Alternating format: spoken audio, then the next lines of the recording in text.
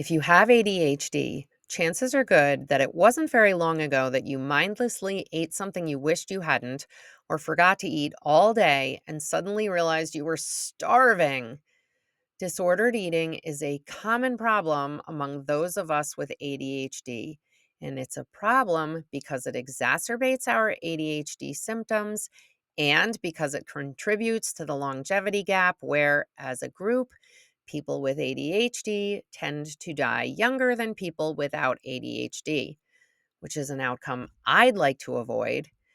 I'm Alex Delmar, a certified ADHD coach and person with ADHD.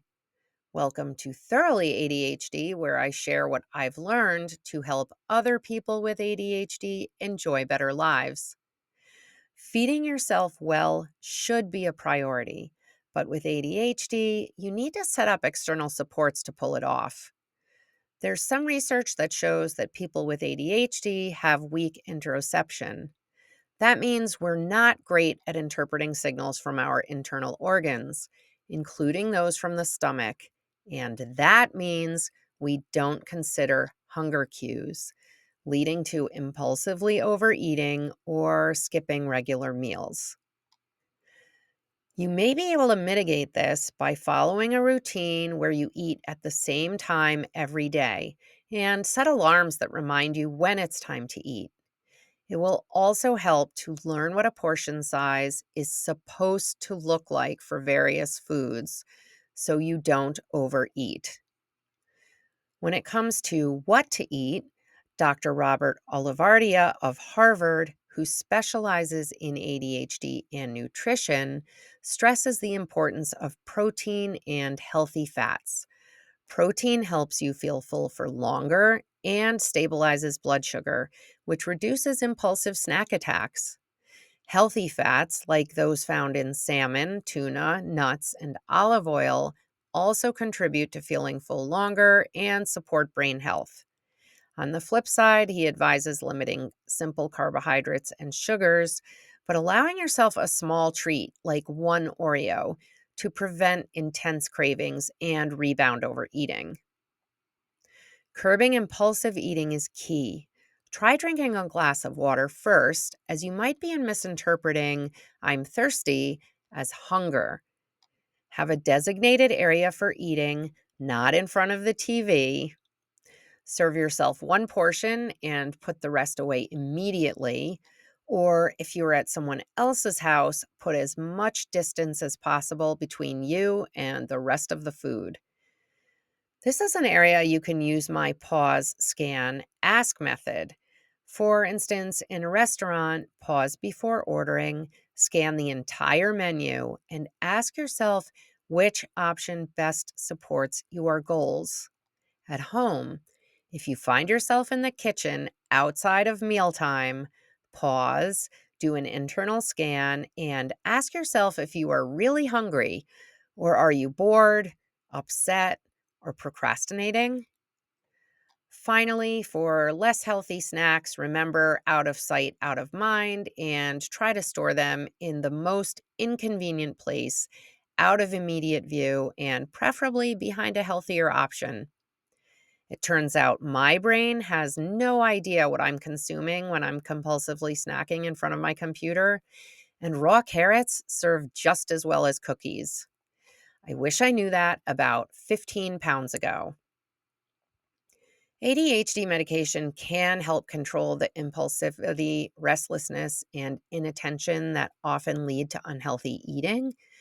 But the other cornerstones of ADHD symptom management, getting enough sleep, daily moderate exercise, and practicing mindful eating habits, are necessary elements of success. Concentrate on your food and try to slow down. A classic mindful eating trick is to put your utensil down after every bite and only pick it up again after you've fully chewed and swallowed. Develop awareness of what you are actually eating by documenting everything you eat for a week. This helps you honestly assess your intake and uncover unconscious patterns. Start with a small change, like adding one more serving of vegetables or fruit daily, and build from there. Structured meal planning and preparation are vital for overcoming executive dysfunction. It's best practice to plan your meals for the coming week, but man, there are a lot of recipes out there to choose from. So I'm a fan of having a standard rotation of 7 to 10 easy, quick to prepare meals. This way, you don't have to come up with a whole new menu and shopping list every week. And you know how much energy and time each meal will take to prepare. Of course, you can always switch it up if you're feeling inspired or for special occasions. Proactive planning reduces daily decision fatigue. Always shop with a list. It should be heavily weighted to healthy staples like lean proteins, fruits, and vegetables.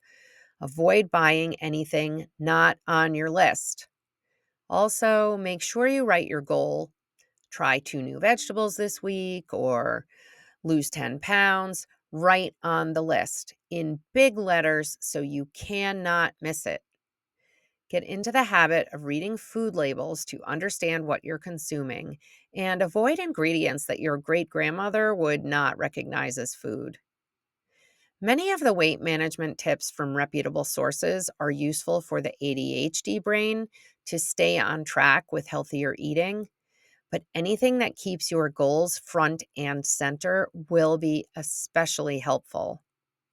For more information about why executive function difficulties negatively impact your ability to consistently provide yourself with healthful meals or tips on where to start, you can check out the Thoroughly ADHD episode, Why Can't I Feed Myself? Remember, eating well with ADHD isn't about perfection. It's about building sustainable habits that work with your brain. By embracing realistic goals, prioritizing protein and healthy fats, ensuring adequate sleep and exercise, and implementing practical strategies for mindful eating and structured planning, you can foster a healthier relationship with food for long term well being. Remember to be kind to yourself on this journey and give yourself credit for all successes. This has been Thoroughly ADHD. I'm Alex Delmar, and I know your time is valuable. So I hope you found this useful and that you'll like, follow, or subscribe. Let me know how you're doing in the comments and come back next Tuesday. Thanks for listening.